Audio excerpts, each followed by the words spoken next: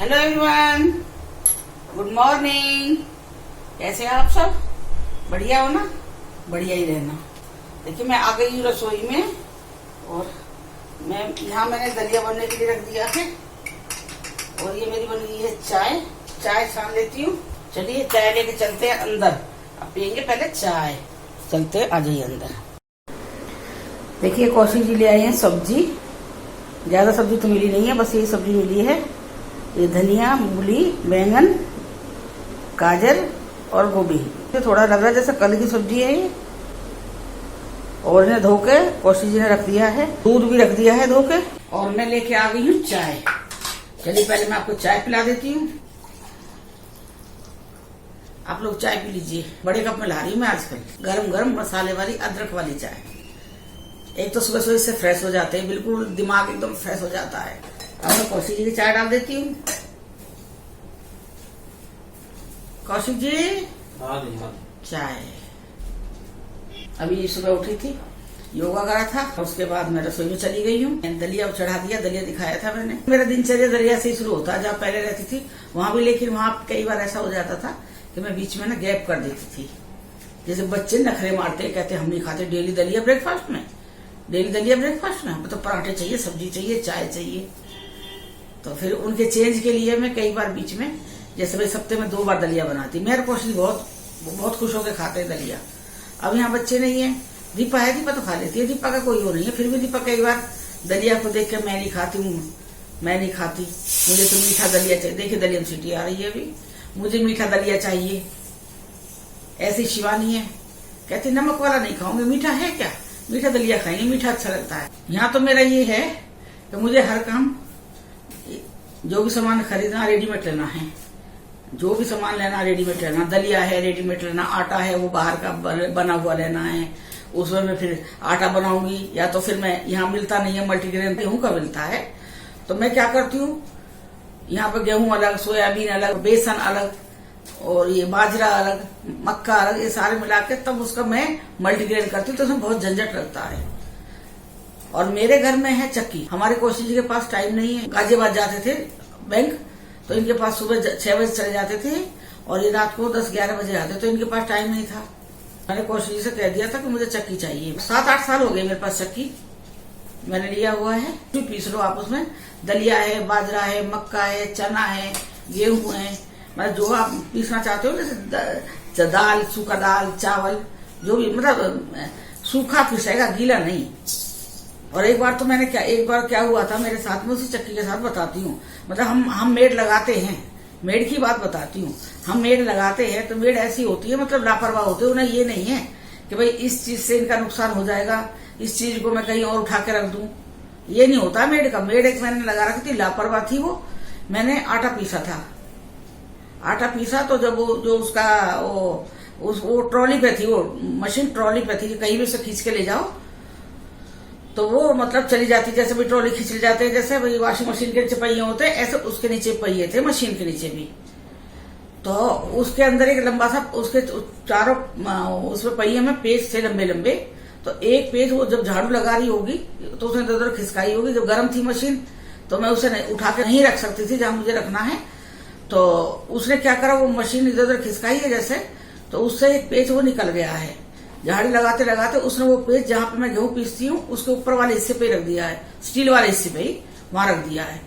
अब जब वो पोछा लगाने के लिए आई है तो उसने जैसे वो मशीन खिसकाई है तो वो स्टील वाले हिस्से पे खिसके गिर के, वहां से गिर के वो गेहूं वाले जहां गेहूं पिसता है उस वाले हिस्से में गिर गई है। और गिर के वो नीचे चली गई, जहां से गेहूं पीसने के लिए नीचे जाता है वहां गिर गई और चली गई है वहां पे। और मुझे पता नहीं लगा है। थोड़े दिन बाद हम गेहूं पीसने लगे हैं। अब देख रही हूँ गेहूं नहीं पीस रहा है। पहले तो थोड़ा सा ऐसा लगा, फिर उसके बाद कट से आवाज आई जोर से। और फिर वो चल नहीं रही है मशीन में। बोली पता नहीं क्या हो गया, ठीक ठाक मशीन रखी थी, पता नहीं क्या हुआ है। फिर उसके बाद में फिर कौशिक जी ने काफी करा तो देखा इतना बड़ा स्क्रू, इतना बड़ा स्क्रू था जो उसके पहिए में था। इतना बड़ा स्क्रू वो जो मशीन का जो आटा पीसने वाला ब्लेड है ना, उसके बीच में जाके फंस गया। जैसी मशीन चलाई तो लोड तो ज्यादा ही था, जब चल रही थी मशीन तो अपने उससे चलेगी ना। तो वो उस ब्लेड में जाके फंसा और वो ब्लेड तोड़ दिया उसने।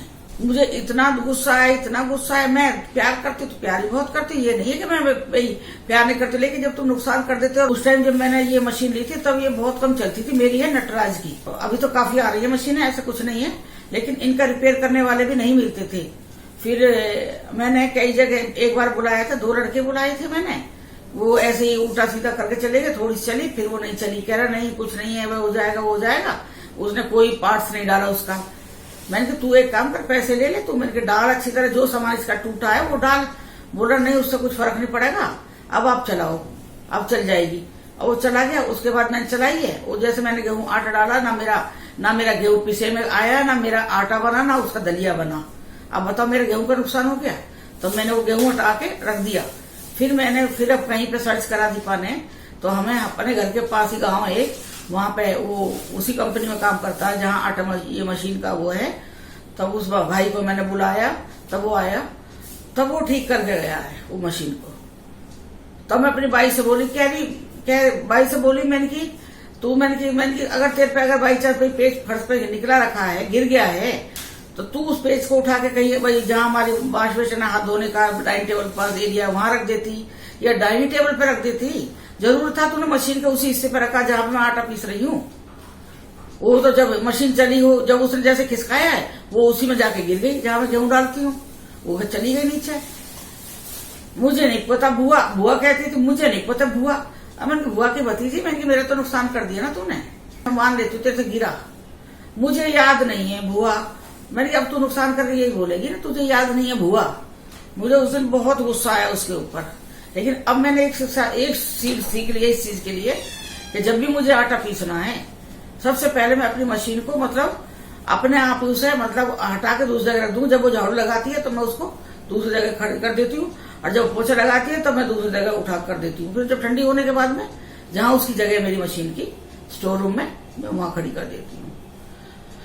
और बिल्कुल फ्रेश बढ़िया आटा पीसता, जैसा आप चाहोगे मन चाहे आटा पीसेगा। मैं जो मशीन में आटा पीस रही हूँ, जैसा आप आटा चाहते हो, मोटा चाहते हो, पतला चाहते हो, जैसा भी चाहते हो, मैदा टाइप चाहते हो, जैसा भी आटा चाहते हो, उसी आपकी इच्छा के अनुसार उसमें आप आटा पीस सकते हो। उसमें 8-10 तरह की चन्नी होती हैं, हर उस पर लिखा हुआ होता है ये मक्के की है, बाजरे की है, गेहूं की है, ये दलिया की है, बेसन की है, ये सब चीज का मतलब उस पर जाली के ऊपर लिखा रहता है। मोटी और बारीक जाली होती है, एक ब्रश होता है उसके साथ में, लास्ट में उस ब्रश से आप साफ कर लो ये। लेकिन आजकल मॉडल अलग अलग आने लगे हैं मशीन के, जैसे अभी मैं देख रही हूँ उस पर फेसबुक पे देख रही थी, एक मॉडल अलग आया है। मेरी उस टाइम मैंने लिया था 18,500 की, और 10 किलो एक बार आटा पीसता है, उसके बाद वो गर्म हो जाती है। अगर हम उसे लगातार चलाएंगे तो फिर वो आटा जलाने लगती है, आटा जलने जैसे चक्की पे जल जाता है। बाकी चक्की पे हम आटा पिसवा के लाएंगे तो कई बार चक्की खोटी रहती है ना, जैसे उसे वही उसको क्या करते, जैसे सिलबट्टे को खोटते हैं, ऐसे चक्की में पार्ट उसके होते हैं ना पत्थर के, तो कई बार खुट जाती है। तो चक्की वाले ये बताते नहीं है कि हमारी चक्की आज खुटी है, तो भाई मैं तुम्हारा आटा नहीं पीसूंगा। वो हमारे जैसे भाई लोग हैं जो पिसवाने जाते हैं, सबका आटा पीस देते। सबके आटे में ये किसके साथ होती है, मतलब वो आटा खाया नहीं जाता है। आजकल क्या हो गया है, आजकल चक्की वालों से जब नुकसान होने लगा, चक्की वालों को कोई सब आटा उसके सिर पे फेंक के जाते हैं कि भाई तू ही खाई इस आटे को, हमारा तो नुकसान कर दिया ना, खुटी चक्की में पीस दिया, किसके साथ वाला आटा कौन खाएगा, मट्टी वाला। तो आजकल चक्की वाले भी समझदार हो गए। सानी पीसती है गाय भैंस की, पहले वो पीसेगी, चने का जो छिलका विलका सब चक्की पीसता है, तो पहले वो चक्की पे सारा वो पिसवाते हैं, उसके बाद चक्की साफ करके फिर आटा पीसा जाता है, क्योंकि उनको काफी नुकसान हो गया ना। वो कितना आटा खाएंगे किसके साथ, ये बताइए, और कोई खरीदता भी नहीं किसी से आटा। वैसे मेरे यहाँ पे चक्की आ रही है आजकल, वो ट्रैक्टर वाली चक्की भी चल रही है, ऐसा नहीं है कि वही चक्की जरूरी है, ट्रैक्टर वाली चल रही है। वो मैं गुड़गांव रहती थी, वो उनकी मर्जी होती है, जब मर्जी होगी तो वो आएंगे। बाई चांस मेरे घर में आटा खत्म है और मुझे आटा जरूरत है, मैं कहाँ से पिसवाऊंगी उसे, मैं चक्की वाले का इंतजार नहीं कर सकती हूँ। आटा तो डेली का है ना, खाने के लिए, रोटी बनाने के लिए। तो उस टाइम में गुड़गांव में पिसवा लेती थी, तब मैं 25-30 ज्यादा पिसवा लेती। मैं बोली क्या पता कब तक नहीं आएगा। फिर अभी हमारे यहाँ पे आता है नीचे, हमारे घर के नीचे भी आता है चक्की वाला। तो कईयों का वो अपना वो फैमिली वो बना रखा है लोगों ने, हमारे पास में है, जो अंदर घर में घुसा के चक्की चलवाते हैं, घर के अंदर ले जाकर ट्रैक्टर पे आती है, फोन करके बुला लेते हैं। तो मैंने ये झंझट नहीं पाला, फोन करने से भी नखरे करता चक्की वालों के नखरे मारेगा, तो मैं चक्की वाले को 1-2 बार देखा था मैंने, बुला लेते क्योंकि बार बार वही कौन पीसेगा, चलो एक बार पिसवा लेते इकट्ठा। तो बहुत दिमाग मारता है, जब उसकी मर्जी होती तब आता है। बस आटे का यही था मेरा। तो मैं बता रही हूँ दलिया मेरा अभी कभी मेरा मोटा आ जाता दलिया, कभी मेरा पतला आता दलिया। अभी मेरा दलिया है पतला। जैसे यहाँ पे उपमा बनाने के लिए होता है ना, उपमा वाला दलिया है यहाँ पे। हमारे यहाँ नहीं मिलेगा आपको, हो सकता है आप मिलने लगा हो, बाकी हमारे यहाँ उपमा वाला दलिया नहीं मिलेगा। यहाँ उपमा होती है सूजी, सूजी तो थोड़ा ही मोटा लगा लो, गेहूं है पिसा हुआ, ऐसा है दलिया। तो अभी कौशिक जी वही 2 पैकेट लेके आए। वो थोड़ा एकदम बिल्कुल ऐसा बनेगा, पानी टाइप बन जाता है, मतलब पतला बहुत बारीक होता है वो। तो मैं अपने घर में पतली क्यों थी, एक तो हमारा घूमना बहुत था वहां पे, घूमना ज्यादा ऐसा नहीं कि भाई मेरा ऊपर का घर है तो मैं सीढ़ी उतरना चढ़ना मेरा बहुत था, होता था। कभी सब्जी वाला आ गया, कभी फ्रूट वाला आ गया, या कभी कोई जो सामान बेचने वाले आ जाते वो आ गया, या कभी कोई मिलने वाला है तो उसे छोड़ने के लिए गए हैं।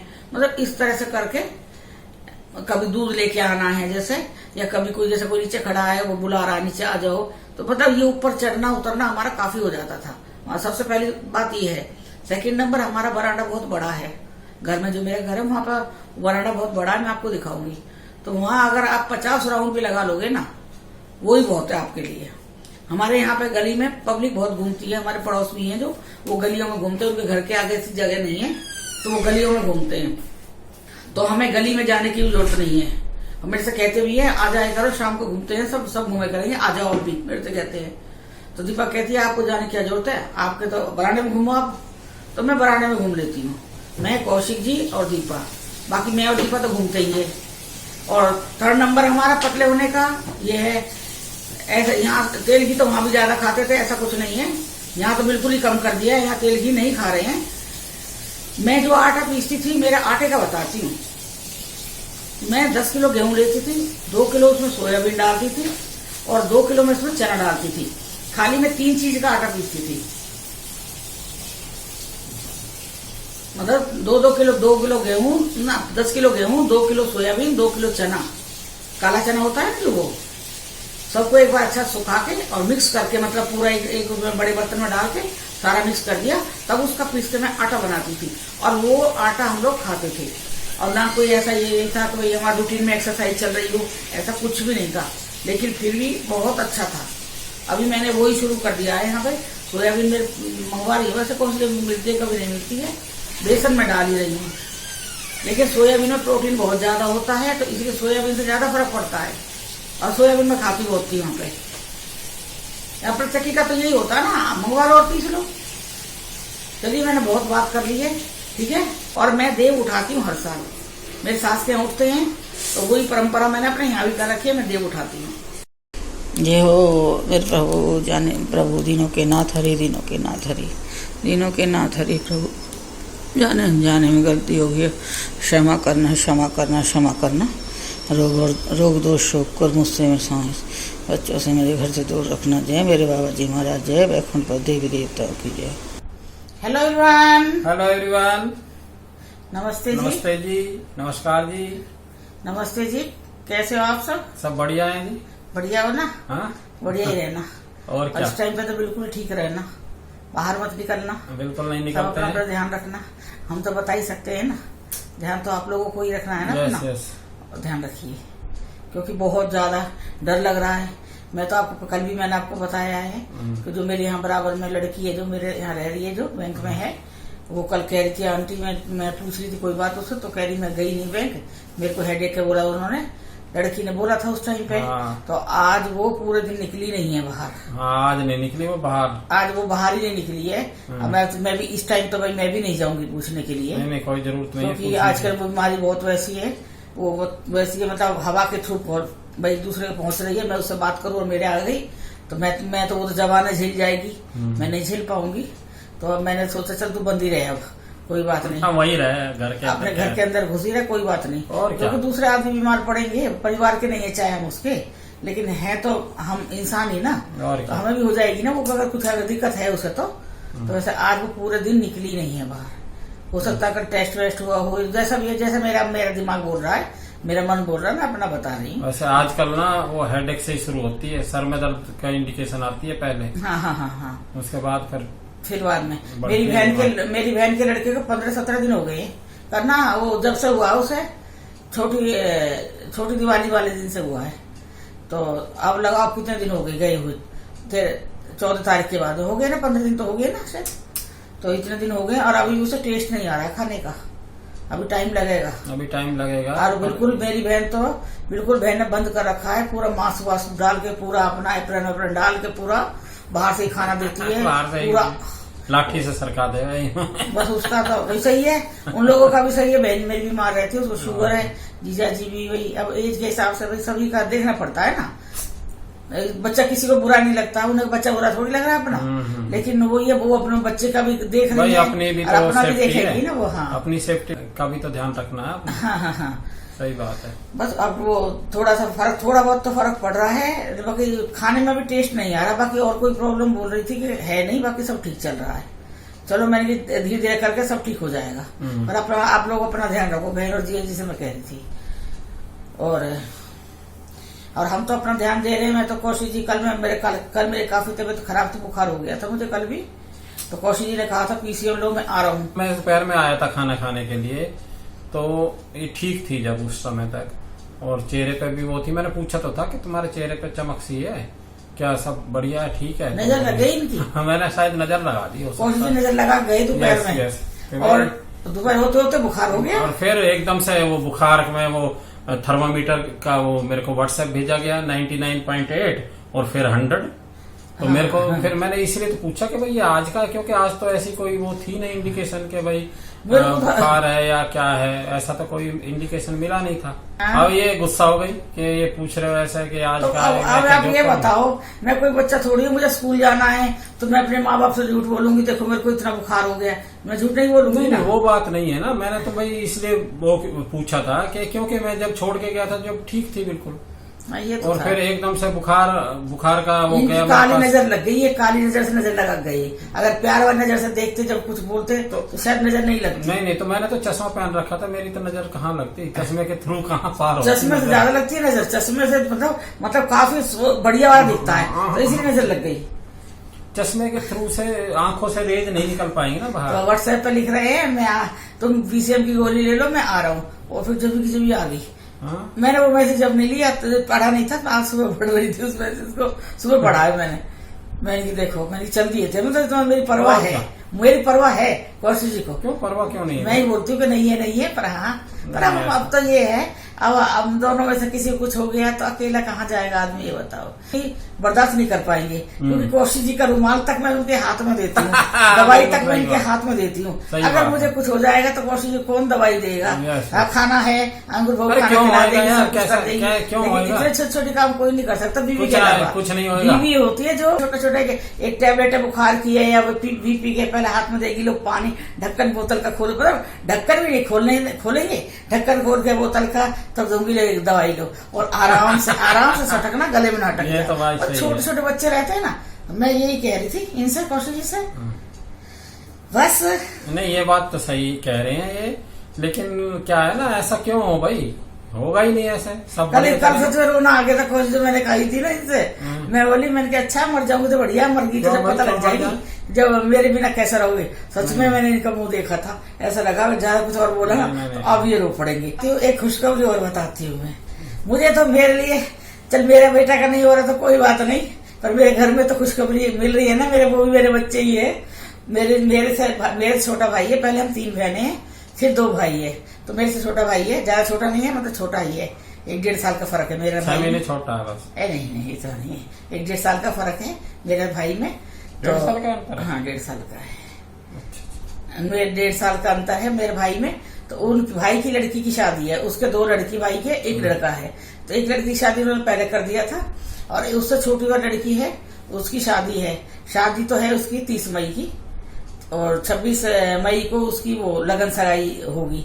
और लेकिन अब वो जो बड़ा वाला फंक्शन है वो अभी कर रहे हैं, वो 7 दिसंबर का जो रिंग सेरेमनी है ना, जो वो अभी कर रहे हैं। वो सोच रहे हैं शादी करेंगे वो नैनीताल जाके, शादी में उन्हें जाना नैनीताल, तो नैनीताल इतने आदमी नहीं जा सकते हैं, और वैसे भी इस टाइम पे, बीमारी के टाइम पे इतनी मतलब छूट नहीं है कि भाई आप इतने आदमी चढ़ा के ले जाओगे गाड़ी में, नहीं है ना। पहले 200 का था, फिर 100 का हुआ, अब 50 आदमी की गैदरिंग रह गई है। तो उनका है 7 दिसंबर की बिटिया की रिंग सेरेमनी है। तो मेरे पर काफी प्रेशर डाला जा रहा है, क्योंकि बहुत प्रेशर डाल रहा है। आज भी फिर भाभी का भाई का फोन आया, फिर भाई ने मिलाया था पहले कि कब आ रहे हो आप, ये बताओ। मैंने की भैया, मैंने की अभी सोचूंगी, मैं सोचूंगी अभी। आजकल तो मैं भी भाव खा रही हूँ ना, आपको पता है ना भाव मैं क्यों खा रही हूँ, क्योंकि मैं बीमार हूँ। अगर सही होती और ये बीमारी नहीं होती तो दौड़ के जाती, तो मैं दौड़ के जाती। और क्या। हाँ, ये है। आजकल मैं भाव खा रही हूँ कि छोटी सी उसके लिए ना भाई फिर कुछ कर पाएगा ना कोई कर पाएगा, मैं मर जाऊंगी, अपनी जान से मैं चली जाऊंगी। सही तो बात है, अभी तो हमने कुछ भी ना करा। हाँ, तो फिर भाई का फोन आया, फिर भाभी ने फिर बात करी, ए दीदी आ जाओ, दीदी आ जाओ। मैंने कि भैया इस टाइम तो मैंने माफ कर दो, क्योंकि अभी इससे पहले जो टाइम गया है, ये जो लहर पहले चली है वो इससे कम थी, लेकिन अब जो दूसरी लहर आई है ये तो खतरनाक लहर है, और इसको झेल नहीं पा रहे लोग। इतनी ज्यादा कैजुअलिटीज हो रही है, रोज के रोज इतने लोग जा रहे हैं। हाँ। मतलब ये बे टाइम ही तो जा रहे हैं ना, वो एक बीमारी की वजह से, और वो प्रिकॉशन नहीं ले रहे। हाँ। भीड़ भाड़ वाले इलाके में जा रहे हैं, और मतलब मास्क नहीं ले रहे, मास्क नहीं बांध रहे। अब प्रशासन इतना सख्त रवैया अपनाया हुआ है, मास्क नहीं बांधोगे तो इतना जुर्माना है, 2000 है, कहीं 500 का है।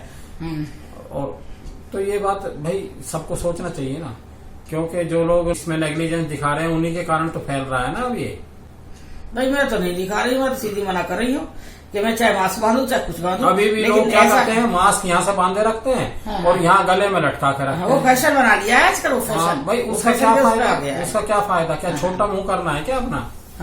तो क्या फायदा उस मास्क लगाने का? भाई मास्क लगाना तो पूरा यहाँ तक लगाओ ना, बिल्कुल नाक तक ढक के रखो, पूरा मुंह नाक ढक के रखो।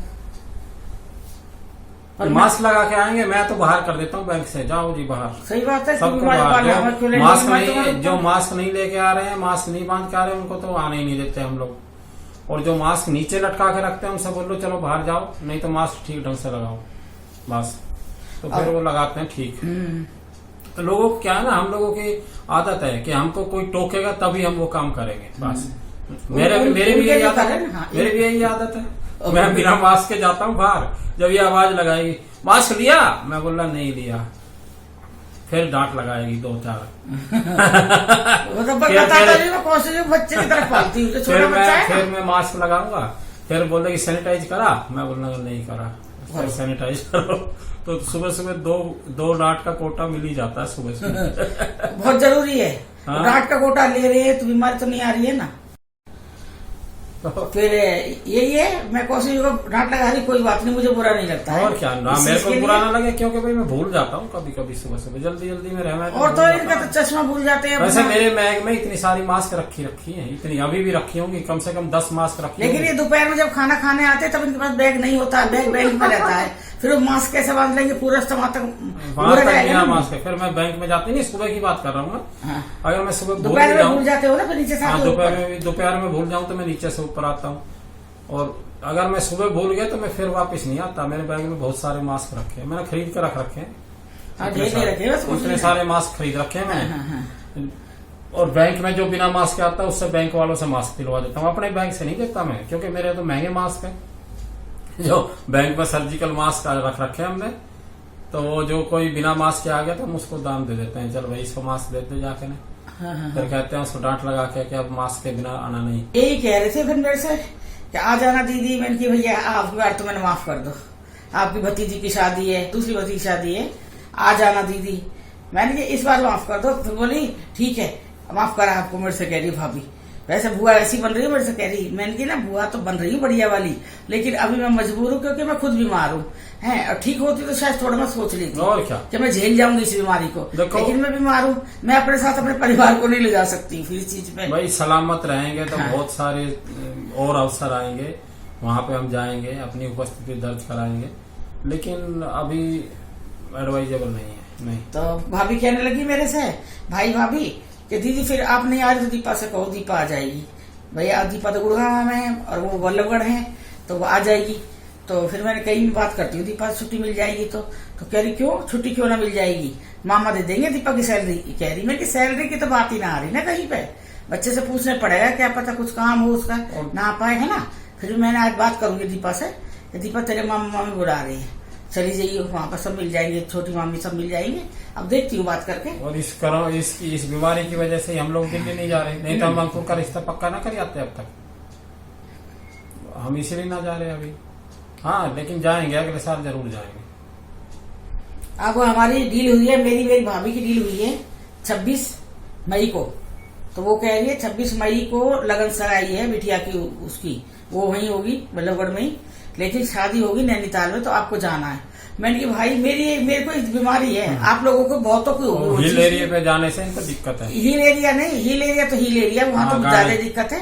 लेकिन मैं जब किसी गाड़ी में जाऊंगी, चाहे कितनी भी सुविधा हो उसमें, सब कुछ हो उसमें, AC सब कुछ हो, लेकिन उस गाड़ी में मैं जा नहीं सकती। मुझे क्या 5-7 मिनट निकलने के बाद ही घर से, बस उसके बाद ना ऐसा लगता है जैसे उल्टी आ रही है। और सच में उल्टी आती है, इतनी उल्टी लगेगी, एक पन्नी लेके जाती हूँ, क्योंकि बार बार गाड़ी कहाँ तक रुका जाएंगे हर 5-5 मिनट में, तो 1-2 पन्नी एक साथ करके वो लेके जाती है। और जब उल्टी आती है तो वो लगा के उल्टी, और जब तक जहाँ उतरते हैं ना, और उसके बाद तो ये लोग तो सारे आगे शिफ्ट हो जाएंगे गाड़ी में, जिसको है। और दीपर में रहते हैं, ये आगे बैठे रहेंगे, वो रहेगा साथ में गाड़ी वाला, और दीपर में रहते हैं। दीपा अपनी थोड़ी साइड में बैठ जाएगी और कहेगी अब मम्मी आप लेट जाओ, क्योंकि आपका पेट दबता है तो आपको उल्टी होती है। आपको एक दवाई दे रहा है कि जाने से पहले ना 1 घंटा पहले दवाई गोली ले लो तो उल्टी नहीं लगेगी।